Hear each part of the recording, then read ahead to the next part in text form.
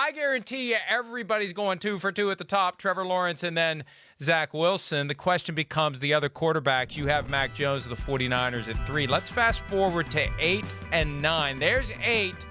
There's Justin Fields trickling down to the Carolina Panthers, who gave up a 6th-round pick, a 4th-round pick, and a 2nd-round pick to get Sam Darnold. Haven't picked up the 5th-year option. Maybe they won't, Peter. Maybe Justin Fields will be the next quarterback in Carolina.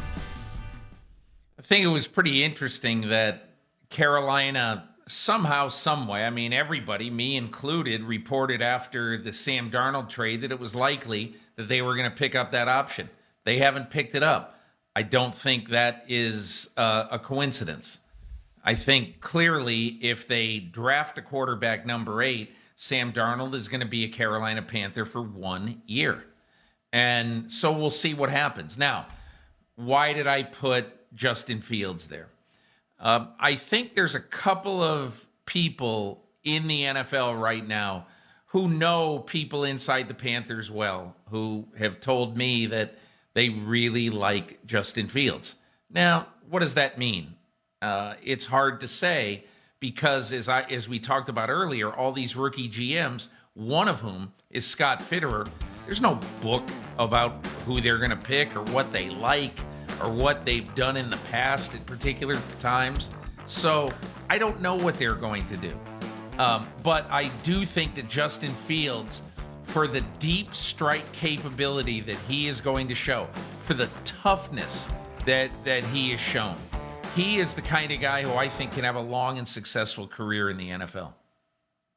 Just amazing if it happens. And Peter, I mentioned on Friday when we did PFT Live, if they do get the quarterback that they may be secretly hoping for, and trading for Sam Darnold throws people off the scent of the possibility that you're looking for a quarterback, you could always flip Sam Darnold to somebody else. He never has to be a Carolina Panther. They could end up trading both Darnold and Teddy Bridgewater if they get that 8th overall pick. And it dawned on me over the weekend, you know, when you look at what it would cost to trade up versus what it costs to go get Sam Darnold, you've protected yourself. You bought insurance. Now you've got a guy who's kind of halfway here, and if the board falls just right and you get that guy that you would have traded up for, that's great. And you gave up a hell of a lot less to engineer that slide because people don't peg you as a team that's looking for a quarterback, and right now they're not widely pegged as a team looking for a quarterback, and maybe that plays to their advantage. You have Trey Lance at 9 to the Broncos. They are far more obviously interested in a quarterback because Drew Lock has been a disappointment. Every quarterback they've had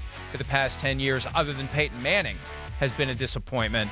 The idea of Lance to Denver is fascinating. The head coach, Vic Fangio, may not like it because it may not help Fangio keep his job, but George Payton, the new GM, doesn't care about that. He probably wants to get his own head coach in there anyway, Peter.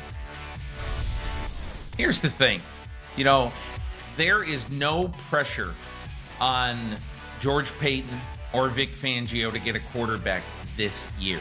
No pressure at all because they have said we want to give Drew Lock a real chance at this job.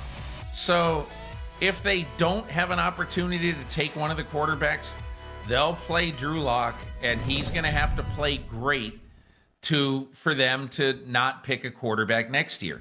But see, that is what, in my opinion, is tough about the Denver position here. You know, I have them taking a quarterback at number 9, but there is a decent chance that if they sit at 9, that all the quarterbacks are going to be gone. And so if they really want one of these two guys, they are going to absolutely have to consider giving up some of that draft choice bounty that I keep hearing from people that George Payton, what he brought from Minnesota, Mike, and you know, following the Vikings so closely, they have 900 draft choices every year. Well, George Payton loves that. Absolutely loves it. I just can't picture him, you know, pummeling the next draft or two to move up wherever to 7, which you wouldn't have to kill your draft, but to 4, you know, to get the quarterback you really wanted. So this, I don't think they're going to trade up. And I think if Trey Lance isn't there at number 9, they'll just sit and they'll take BPA, best player available. And I still believe Teddy Bridgewater, a very viable candidate to go to Denver, unite with George Payton. He was ready to be that starter in 2016 before the torn ACL, and I think he would be a potential upgrade over Drew Lock and at least stabilize it, give them an option, whatever the case may be. So they don't have to do it. They could still get Bridgewater. Devontae Smith, the Alabama receiver, the Heisman Trophy winner, the guy who at one point we thought maybe would be a top 6 pick, maybe the Dolphins would take him. I think, as you do, that the Dolphins would go Jalen Waddle, the other Alabama receiver, before Devontae Smith. You've got Smith sliding all the way down to Bill Belichick at number 15. What made you tie those two together? Well, I was going to give a receiver to Philadelphia at 12, but then when I saw the way the draft fell, that J.C. Horn, Rashawn Slater, and Devontae Smith were all available in my draft at 12, if that exercise materializes Thursday night at 10 o'clock Eastern time, I don't know what Howie Roseman would do and Jeff Lurie. I don't know what they would do. But my gut feeling is, look, their best corner last year, Mike, that they traded and they paid, traded to Detroit to get, and they paid in Darius Slay. He did not have a very good year. And you know, he allowed 77% completions last year. That's your best corner. And so I might argue that even though they would really love Rashawn Slater, and even though they would really love a franchise receiver, I sit here right now and I think that the corner is more important to them right now, and that's why I did it. Which, you know, and then that leads to maybe some team trading up to try to grab, Devontae Smith ahead of the Patriots. This is where an interesting game of chess could be made, okay? Because suppose the Vikings, who absolutely unequivocally want to trade down at 14, suppose the Vikings, Rick Spielman, has an offer to move down to, say, 19 to Washington or 20 to Chicago, let's just say.